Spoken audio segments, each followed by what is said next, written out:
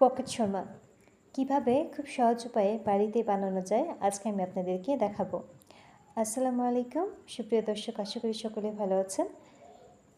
Pocket Sharma বানানোর জন্য প্রথমেই 450 গ্রাম ময়দা, 1 টেবিল চামচ ইস্ট, চিনি আর 1 চিমটি লবণ নিয়েছি।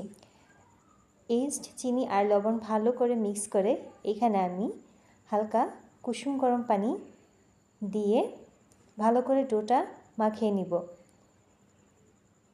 এই ভিডিওতে আমি আপনাদেরকে যেভাবে দেখাচ্ছি সেভাবে যদি সম্পূর্ণ রেসিপিটা ফলো করেন তাহলে দেখা যাবে একদম পারফেক্ট পকেট শর্মা রেডি হয়ে যাবে।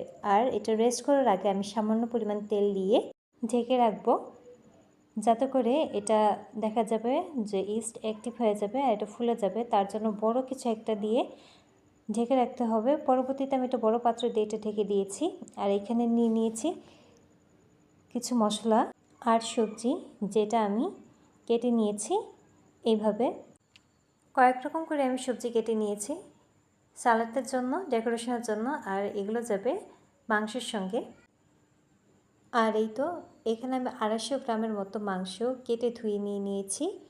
আর এখন এইখানে আমি কুচি করে কেটে রাখা পেঁয়াজ, কাঁচামরিচ, বিলাতি ধনিয়া পাতা, গরম মশলা যেমন তেজপাতা, দারচিনি, এলাচ, লং আর গোলমরিচ, লবণ, জিরা আর ধনিয়ার গুঁড়া, লাল মরিচের গুঁড়া দিয়ে এখানে সামান্য পরিমাণ তেল দিয়ে দিব। এই রান্নার ক্ষেত্রে তেলটা খুবই কম লাগে।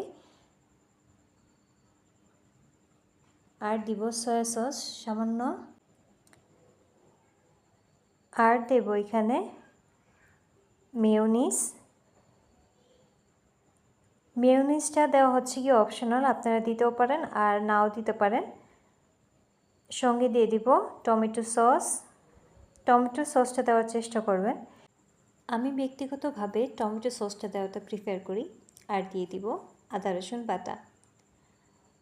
আর এখানে আছে দুধ আর জাফরান রং মিলিয়ে নিয়েছি, বা জর্দা রং যেটাই বলেন না কেন, দিয়ে আমি এখানে মিক্স করে রেস্টের জন্য রেখে দেব প্রায় আধা ঘন্টার মতো।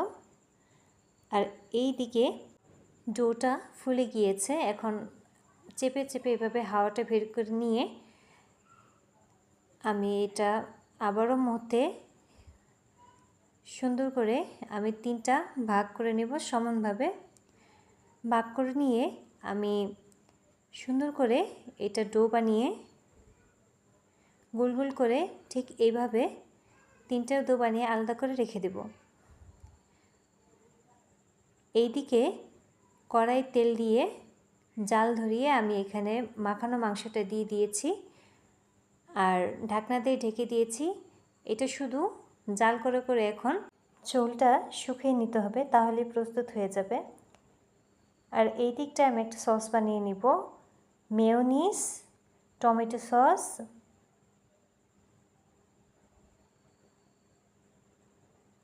আর সামান্য পরিমাণ সয়া সস দিয়ে, সয়া সসটা এখানে স্কিপ করতে পারেন, নাও দিতে পারেন। আমি দিয়েছি কারণ আমার কাছে ভালো লাগে।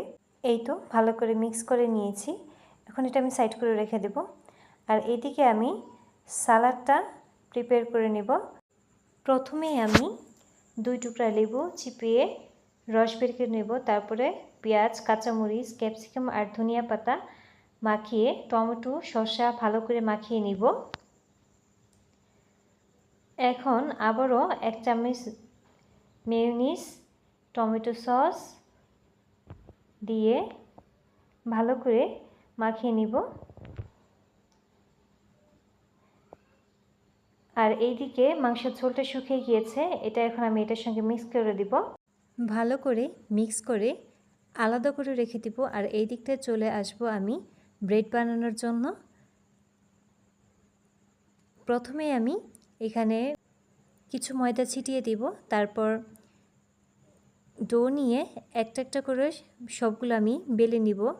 ঠিক এইভাবে, বেশি চাপ দিও না, এটা হালকাভাবে হালকা হাতে বেলে নিতে হবে। দ্বিতীয় ডোটাও আমি এইভাবে বেলে নিয়েছি। আর দেখা যাচ্ছে কত সুন্দরভাবে এটা গোল গোল হয়ে যাচ্ছে। চেষ্টা করবেন গোল বানানোর জন্য। আর এটা বেলা হয়ে গিয়েছে। এখন উপর থেকে আমি কিছু সামান্য পরিমাণ পানি ছিটিয়ে তারপর উপর থেকে কালিজিরা দিয়ে দিব। আর এখন ভাজার পালা। প্রথমে আমি কালিজিরা দিকটা উল্টো দিকে দিয়ে দিয়েছি, পরে আমি উল্টিয়ে পিছনের দিকটা ভেজে নিয়েছি। এইভাবে হালকাভাবে প্রেস করলে দেখা যাবে যে ডোটা ফুলে উঠছে। আর মাশাআল্লাহ খুব সুন্দরভাবে এটা হয়ে উঠেছে। দেখাই যাচ্ছে কত সুন্দর হয়েছে আর হয়ে গিয়েছে। এখন আমি এটা নামিয়ে নিচ্ছি। নামিয়ে আমি প্রথমে মাথার অংশটুকু একটু করে কেটে নিয়েছি আর ছুরির সাহায্যে ভিতরে আমি এক পকেট বানিয়ে নিচ্ছি।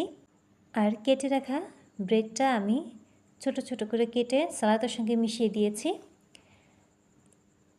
এখন আমি এই পকেটের মাঝখানে সস দিয়ে ভালো করে মাখিয়ে নিব সসটা আর ভিতরে পুরটা দিয়ে দিব।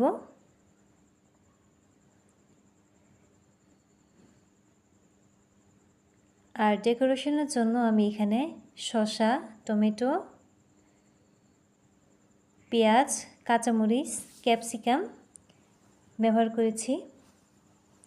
দেখা যাচ্ছে কত সুন্দর আর খেতেও খুবই সুস্বাদু হয়েছে।